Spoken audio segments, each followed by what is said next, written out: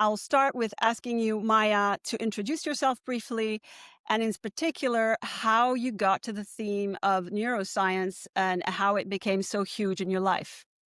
Over. Amazing. Yeah. Thank you, Lori, for having me on. I'm happy to talk more about my work. I could talk about it all day, I think, as most scientists probably could. The path I took to a scientific career, I think, like many people, is because I had a personal connection to brain diseases.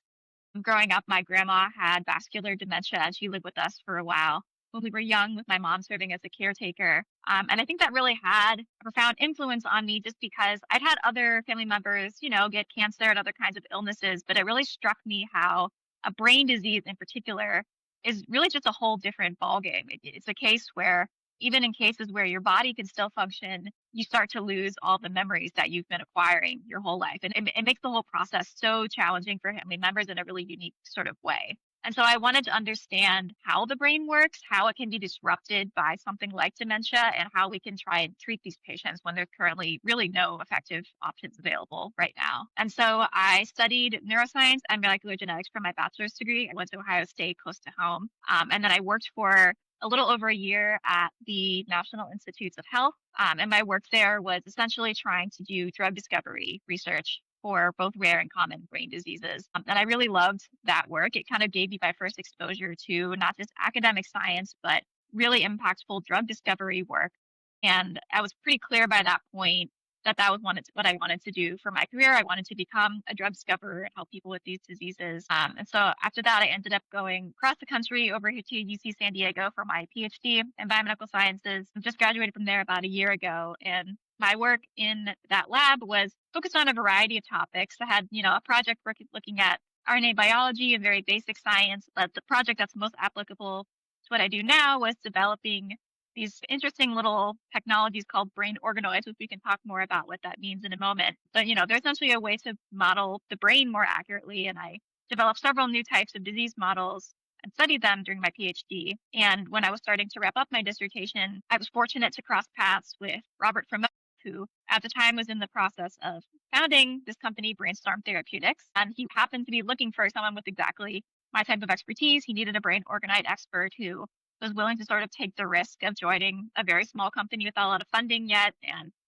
I couldn't say no to an opportunity like that. This is exactly the type of work I wanted to do. So, many kind of lucky coincidences led me to joining Brainstorm as a co-founder. And I've been there for about a year now. And it's been a wild ride, but very happy to be where I But as you said, it didn't. It's not just happenstance. It's you am. actually carving out your own little future there. Because I heard in one of the many podcasts you've already done that you had applied to like 50 internships to work in labs straight out of high school. And then you even went to EPFL in Switzerland, where actually my eldest son Sure. is going to go. So I was impressed with that determination to scout out the right researcher for your needs, rather than passively wait for the system to put you in a proper internship at best, right? So Yeah, definitely. I mean, I congratulations. think there's a lot of value in just kind of trying everything you can in science.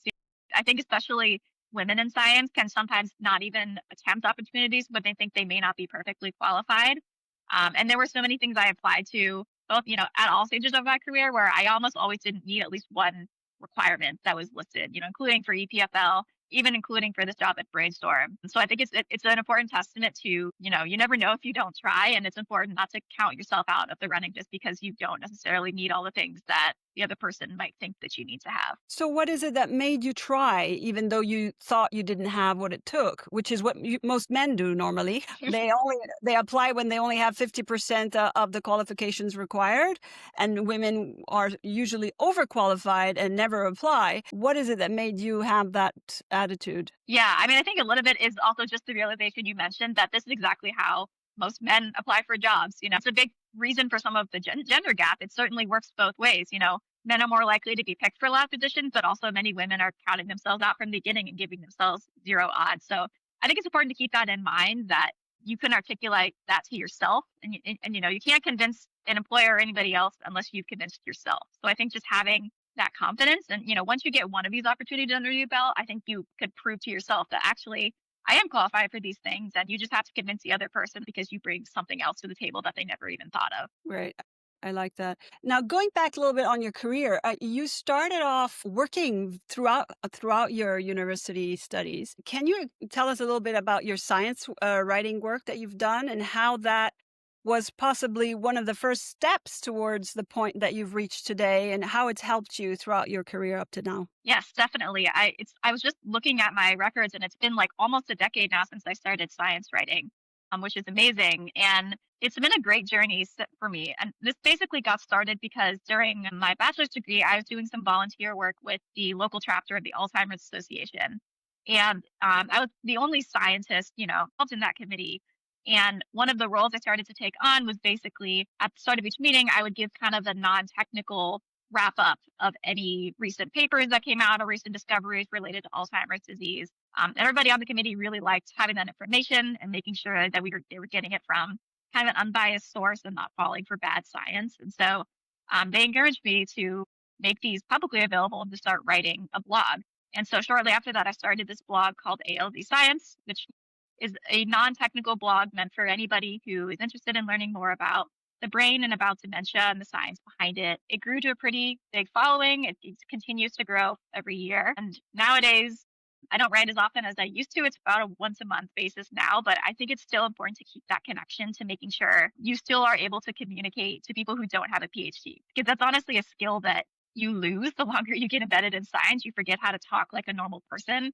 But especially in the business world, most of the people I talk to are not scientists. And so I need to make sure that no matter if I'm talking to an investor or to a clinician or to a patient, I can always connect with that person and communicate why the science and the work that I do is still important to them at whatever level they can understand. Amen. Amen. I mean, that is music to my ears because so much of the biotech sector that's very heavy here in San Diego, but also elsewhere, because it's also true of other sectors, the legal, the human rights. Using jargon, it feels like the nerd's revenge, right? I want to make sure no one else understands what cost me so much hard study to get my degree. So I'm going to talk down to you.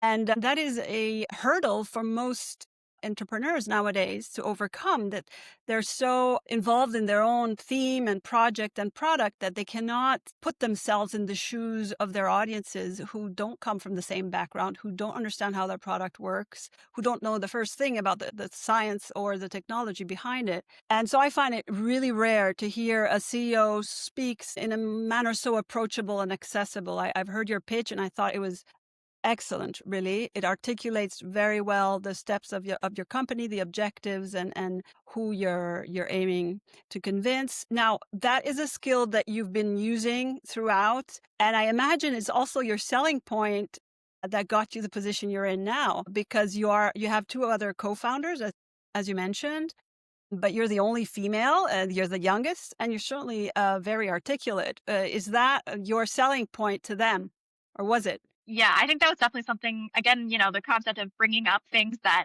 the other person maybe doesn't know that they need. I don't think initially planning this position, they didn't list communication skills really as an emphasis, but it's something I brought up proactively and they realized actually that is something it'd be great to have on the team, someone who has experience with kind of non-technical and technical forms of communication and understanding how to use both skill sets. And I think honestly, having a woman on the founding team, I think improves our pitches. It's just connecting to different audiences when you're the only woman up on stage, and there's been so many pitch events I've done where there's like 10 men and me. And I feel like when I look out at the audience, I see all these women who are not represented by anyone besides me. And I think that helps me just relate to whatever audience I'm speaking to by being, the only one up there who's, confident that I still fit in even when there's no one else up there who looks like me. Yes, thank you. And in fact, you are an inspiration to people in the audience who therefore might want to try to do difficult things and innovate. Have you had that kind of feedback so far in the pitches, the many pitches and awards you've gone for? Yeah, definitely. I've met especially a lot of younger women who are,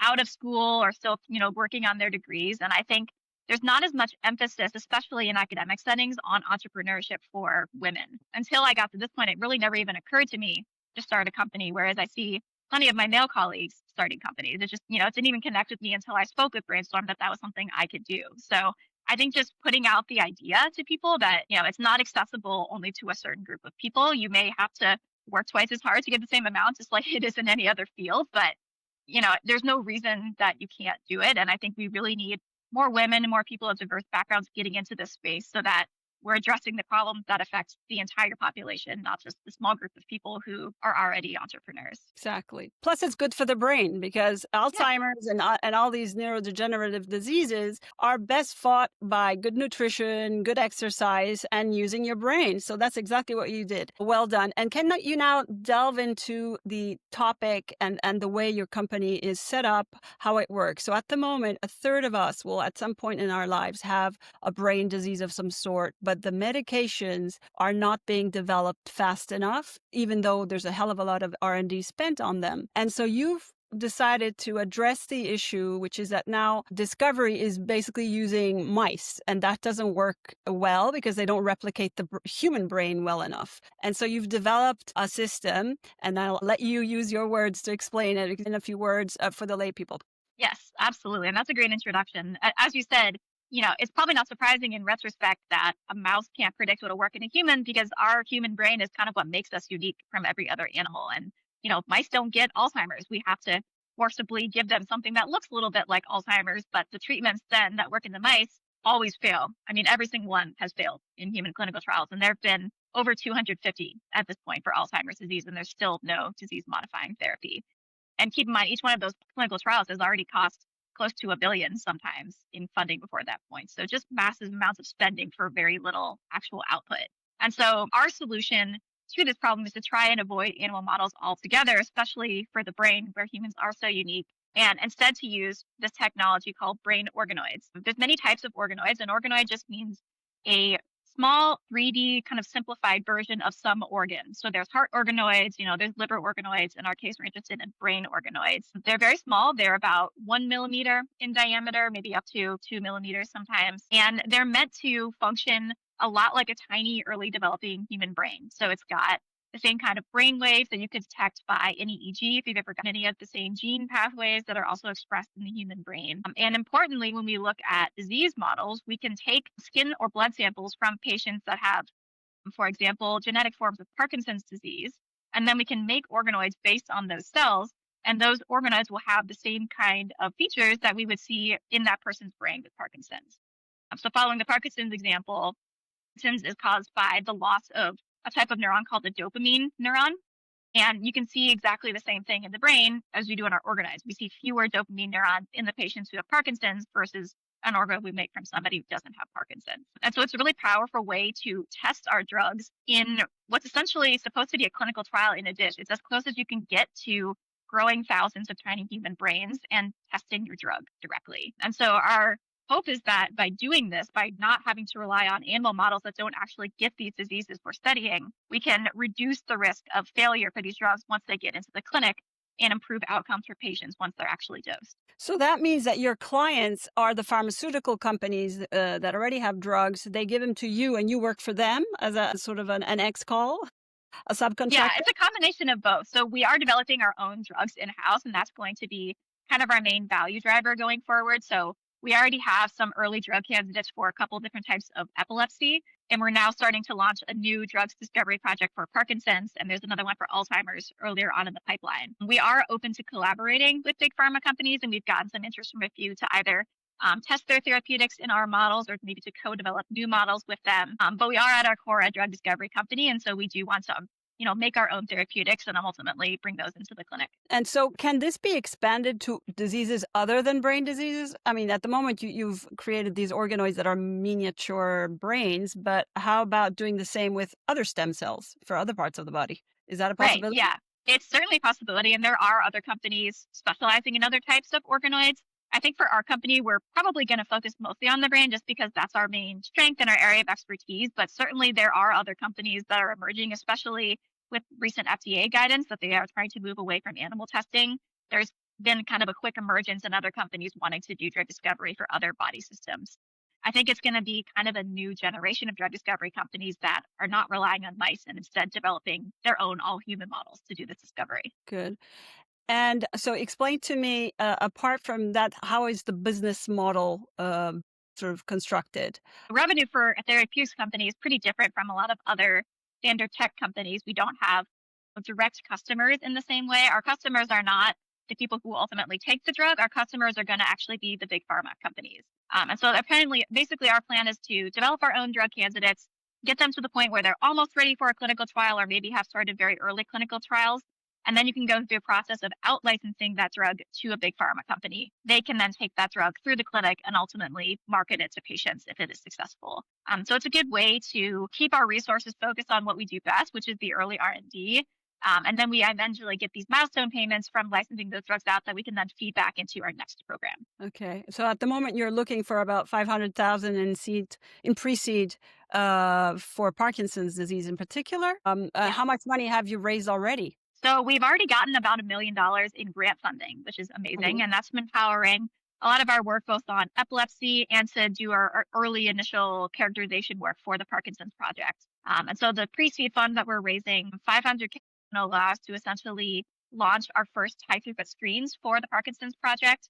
We're also flexible to go up to 2 million on that round. The higher amount would essentially allow us to also keep pushing forward on our epilepsy programs at the same time. We're trying to be flexible with the current funding situation being as it is, but we're very hopeful that now that we've got a good amount of grant funding, we're able to keep all of these things in our pipeline moving forward. And we're excited to both push forward the epilepsy programs where we have the most advanced projects while also now advancing into these more common areas like Parkinson's and Alzheimer's. Okay. How is it that AI is integrated into your business model? How does it make it all faster and more efficient to develop these drugs? Yes, great question. And I think there's kind of a lot of hype around AI and drug discovery at this point. There's been this promise many companies have made to revolutionize this process that so far hasn't really manifested clinically.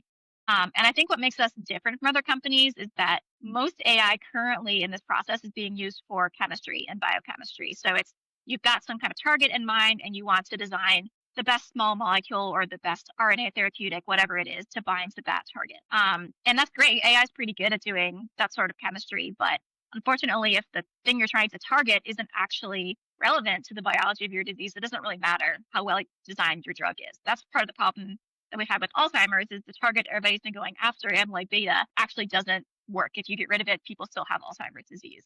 And so our approach is kind of taking a step back and using AI for biology, not just for chemistry. We take data from our organoid models and use that to fine tune the AI models that we've built with collaborations from NVIDIA, who's given us award in the past. And then we use those predictions to both pick the best biological targets to go after in our system.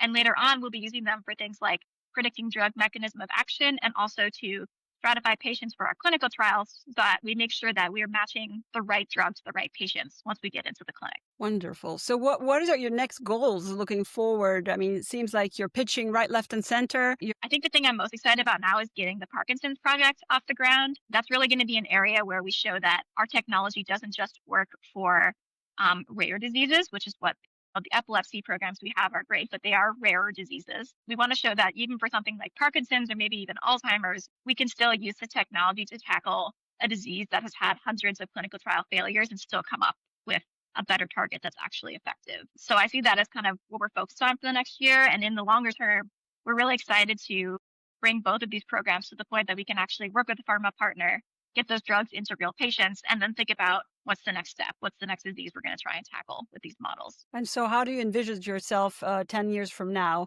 You personally and your company? Yeah, it's so hard to say. I can barely imagine next month, honestly. I would hope by 10 years from now, we would have really some clinical validation and maybe even a drug on the market that we've discovered with this platform. I get a treatment that works for like one patient. I will be happy. I will consider my life complete. But in the ideal sense, if we can get something on the market for our epilepsy program and or our Parkinson's program, any of those, even if they only work for a portion of the population, would have a massive impact on how we do drug discovery for the future. And so I'd love our company to be kind of a durable contributor to that system, and maybe it'll have an influence on how we do neuroscience drug discovery for the longer term. Amazing. And are you considering partnerships with European companies, European academia, or maybe even EPFL in the long range where you still have contacts, I imagine? Yeah, we're certainly interested in all kinds of partnerships and collaborations. We're pretty flexible at this point as an early stage company. We're not super stuck in a certain business model, so we're always exploring creative ways to collaborate with other groups and to learn from others' expertise. So definitely, if anyone listening to this has an interest in working with us in any capacity, we're always open to talking about that. Awesome. So, what do you find most difficult in your current position as an entrepreneur, having been a scientist before? I mean, you've been evolving and you've been extremely driven from the very beginning. It seems like it came also naturally. I wonder whether anything is even difficult to you. Have you found any difficulties, and what are they? Definitely. Yeah. I mean, I think leaving academia and going into a business, there's a real mindset shift in how you prioritize your time and attention. In academia, the focus is really on doing the best, most revealing experiment. You always want to try and get the best answer to your question and, to do kind of that's the most impactful on the field. That's what you want to go after. When you're at a company, there have been so many times where there's a fascinating question I would love to answer, but my job is not to answer fascinating questions. My job is to bring drugs to patients. And so it's a different mindset in terms of working on a very limited budget, accommodating other people's priorities, both the rest of my team and also in the future once we have investors and a board of directors, those people all have priorities for where our company needs to go. So making sure that you have a good balance of you're doing really solid science, you're still doing the best experiments, but you're staying very focused on what's actually going to get drugs to patients most quickly, and what's going to be an effective use of your time for the company. That's something I'm still learning every day. And it's a challenge I think many scientists have when they leave academia, learning how to have a more focused and I guess, practical approach to research as opposed to just research for the sake of research. And I invite our audience to check out the different articles you wrote about using Notion to better manage your time and how you're translating your experience as a graduate student in your current job. It's all very practical, and I like your pragmatic approach. It's enlightening and inspiring. Has it helped you in any way? I mean, you mentioned in your pitches it does to be a woman, but in your current job on a day to day basis, what are the specifics of being a woman in your view? Does it make it harder, easier in your day to day? Both. I mean, I think there's definitely been in situations where I think confidence could be an issue especially when I'm the only woman in the room or one of the only women. It can be tricky to find the courage to like go up to, a male investor wearing a suit who's, probably a foot taller than me and try to strike up a conversation. It's a skill that I'm still working on. And I think, you never become perfect at it. But in other times, I think it does help, especially I think I can connect with other women better than men can. I think women have a different natural communication style, especially when we're in kind of an informal setting.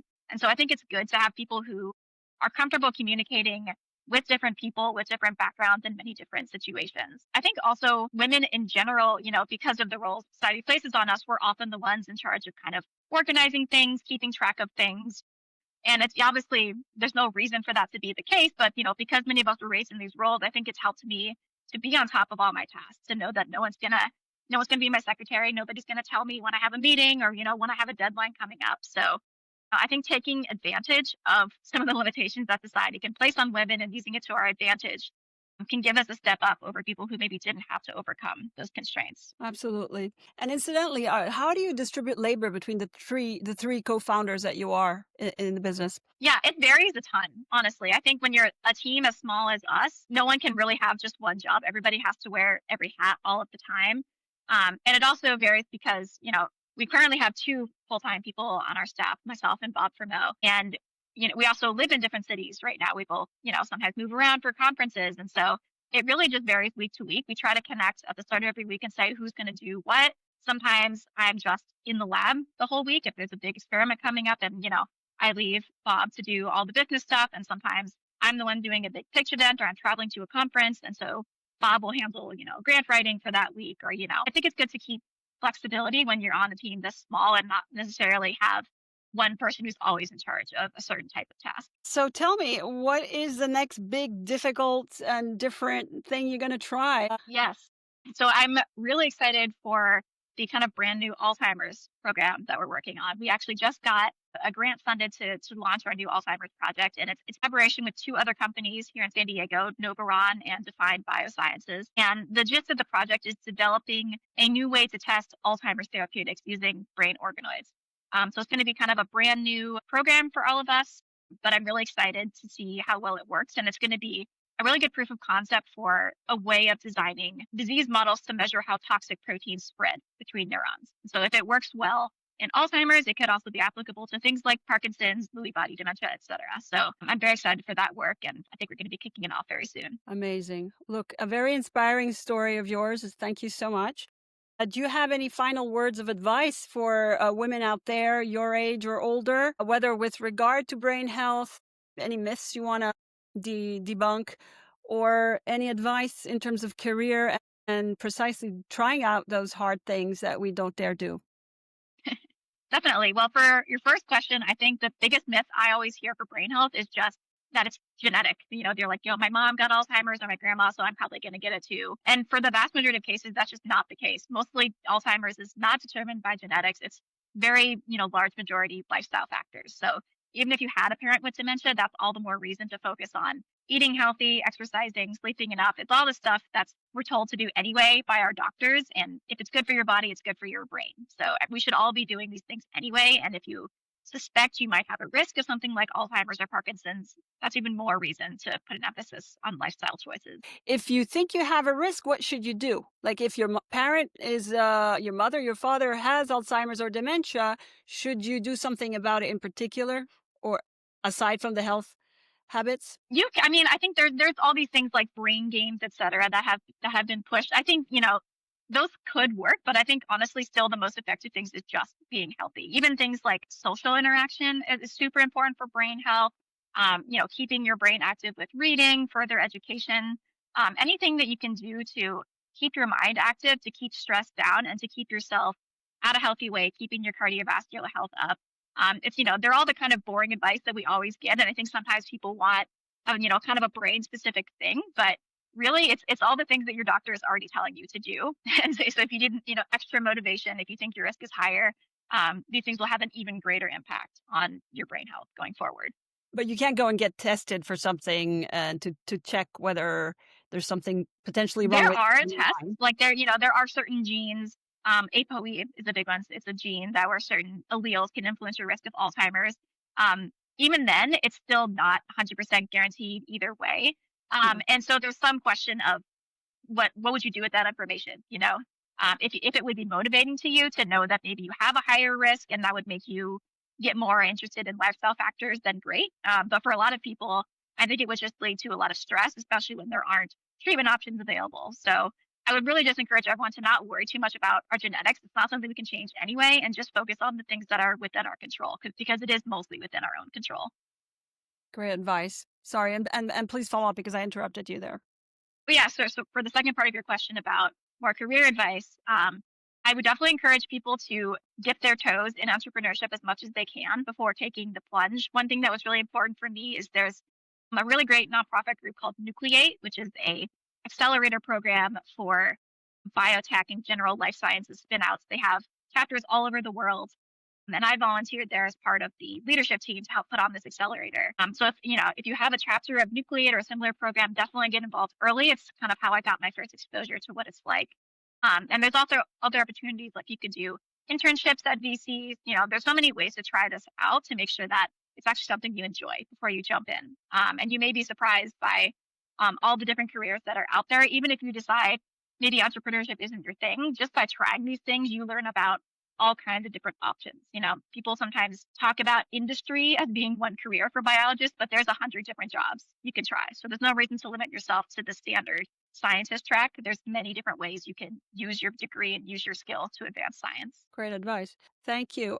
And finally, in terms of your business choice that you made, what are you most happy about? What is it you're enjoying the most about being an entrepreneur? I am really loving the direct impact I get to have on people.